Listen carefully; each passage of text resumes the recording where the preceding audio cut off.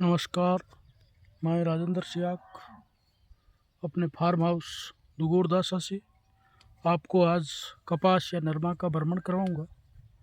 कपास या नरमा की फसल लगभग 90 दिन के आसपास हो गई है और बारिश के कारण इस फसल में वृद्धि भी अधिक हुई है और ड्रिप पद्धति से दो पौधों के मध्य पर्याप्त दूरी होने के कारण पुष्पन की क्रिया और फलों का निर्माण भी काफ़ी कुछ हुआ है।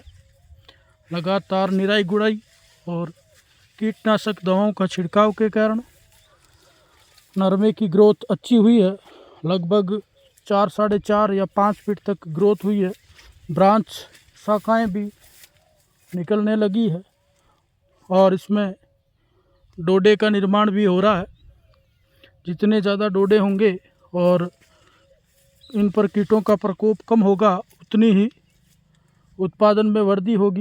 ये ड्रिप पद्धति की जो कपास है वो गंगानगर, हनुमानगढ़ ज़िलों में की जाती है और एक अनुमान के अनुसार इसका उत्पादन 4 से 5 क्विंटल प्रति बीघा और लगभग 25 क्विंटल प्रति हेक्टर होता है, जो कि किसानों के लिए एक वरदान साबित होता है, क्योंकि इसका मूल्य लगभग 8,000 के आसपास बना रहता है।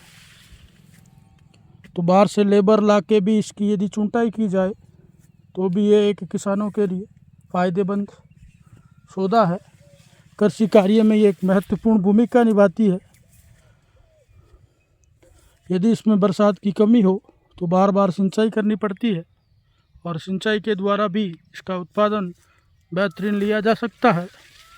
यदि मशीनों के द्वारा निराई गुड़ाई का कार्य लगातार किया जाए तो भी कपास का उत्पादन बेहतरीन होगा।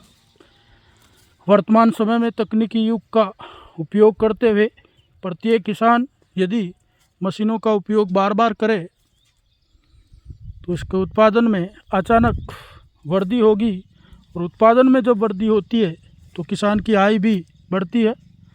तो सभी ध्यान रखें कि उत्पादन की वृद्धि विभिन्न प्रकार के जैविक खाद और कीटनाशक दवाओं के उपयोग से भी होती है, लेकिन निराई गुड़ाई जो कि एक यांत्रिक क्रिया है, यंत्रों के द्वारा भी होती है और भौतिक फिजिकल यानी कि किसान अपने हाथों के द्वारा किसी छोटे यंत्र की सहायता से भी कर सकता है।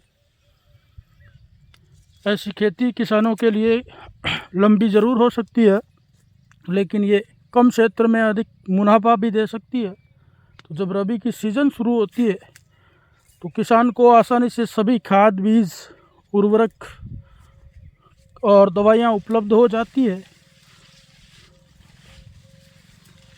लेकिन समय समय पर प्रत्येक पौधे की निरीक्षण पद्धति से जांच करना अति आवश्यक है, क्योंकि इसमें रोगों का प्रकोप सदैव बना रहता है। जैसे देखो, ये है इसके डोडे, तो अभी तक तो ठीक है, लेकिन इसमें देखो ब्लैक स्पॉट शुरू हो रहे हैं। तो हो सकता है उसमें कुछ ऐसी स्थितियां हो जिसके कारण कुछ कीट इस पर अपना प्रभाव स्थापित करें, इसलिए बार बार कीटनाशक दवाओं का छिड़काव इसके लिए लाभदायक होता है। जय किसान, जय जवान, जय हिंद।